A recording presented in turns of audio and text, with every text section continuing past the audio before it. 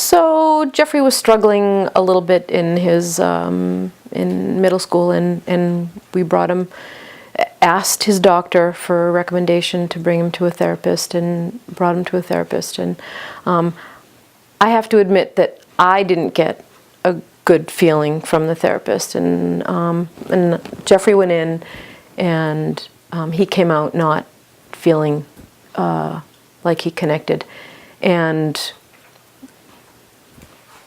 not having any other recommendations, we didn't pursue it. I think at that point, Jeffrey probably got into his head that, well, this isn't really going to work. This isn't good. Had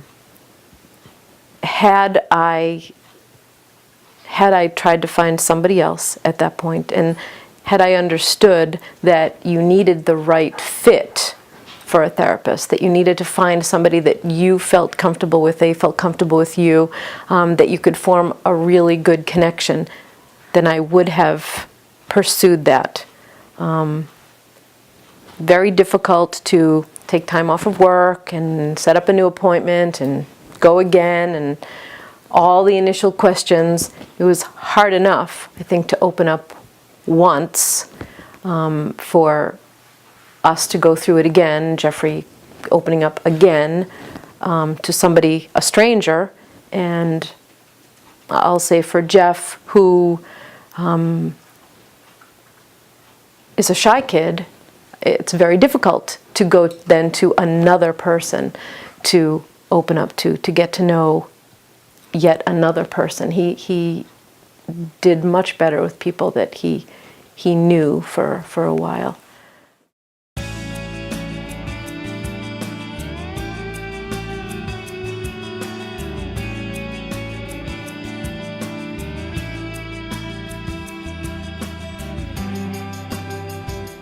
So it's important for people to know that depression is very treatable illness. We may have to target the treatment plan based on individual patient, but whether they use a combination of therapy and medications, or they use therapy alone or medications alone, idea is that it is an illness which can be treated.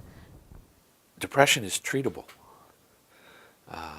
We can make great strides in somebody's life from very, very desperate place, from a very, very low place in your life. Things can get significantly better.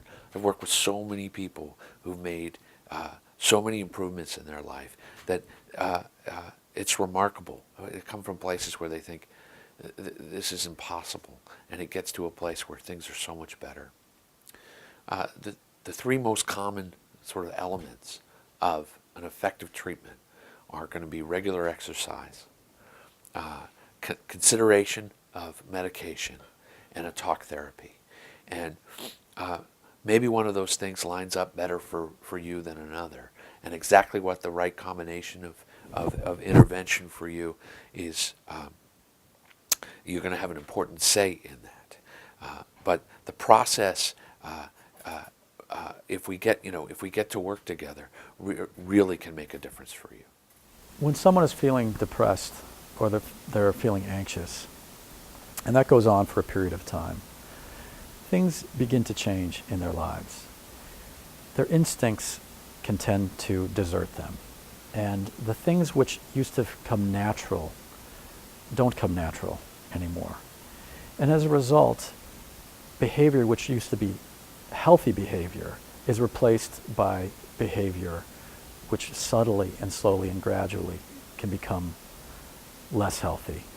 And I use this HALT, H-A-L-T, and that stands for hungry, angry, lonely, tired.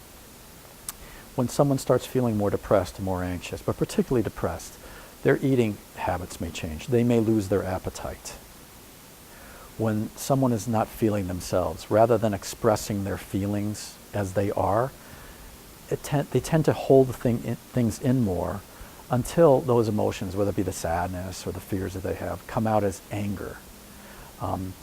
It is very common when somebody is feeling not right, when someone is feeling depressed, to begin to isolate, to pull away from their friends, to not wanting to go out anymore. And last, sleep patterns tend to be disrupted.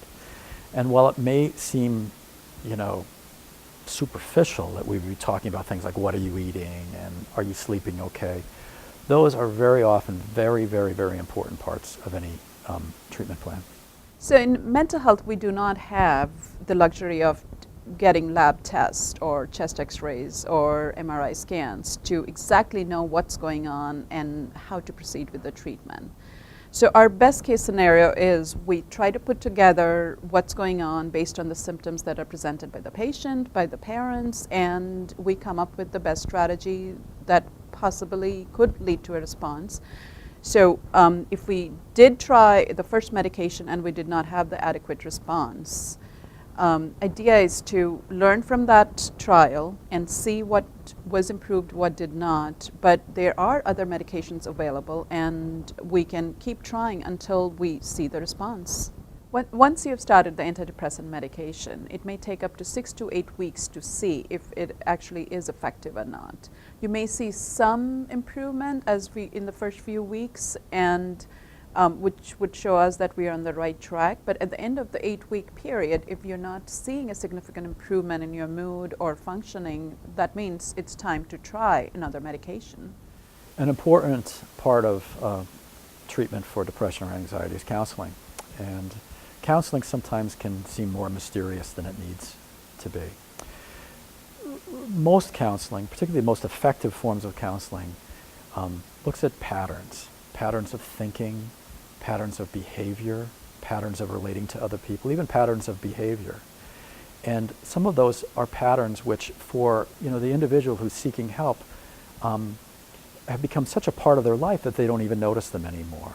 So good counseling is largely about not necessarily talking about how you were toilet trained or something like that, but looking at what's going on now. Look at what's going on here in your life.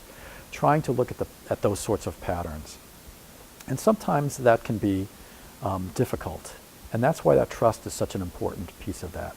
Because if I'm going to get help, I really need to talk to my counselor about what's going on in my life.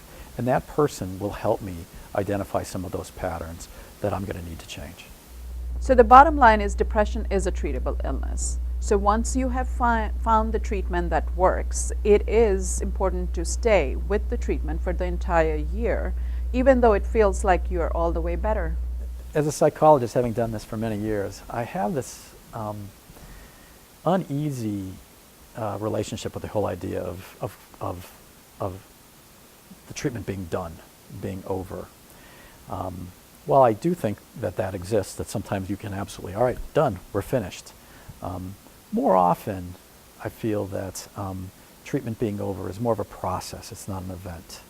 And by that I mean you may be seeing somebody weekly and then a couple times a month, and then it sort of stretches out. But also very common is for me to hear back from somebody I've worked with maybe 6 months later, maybe a year later, maybe even a couple of years later. And often that just requires a little bit of a booster. I just need to come in, Dr. Steve, I just need to kind of, can we make an appointment? I just want to check in with you about something. And that's not a failure. That doesn't mean, gee, you didn't, you weren't healed or you weren't cured or something like that. And there's no reason why somebody should be reluctant to pick up the phone and say, I haven't seen you in a while, but can I come in for a session or two? I think I could use that.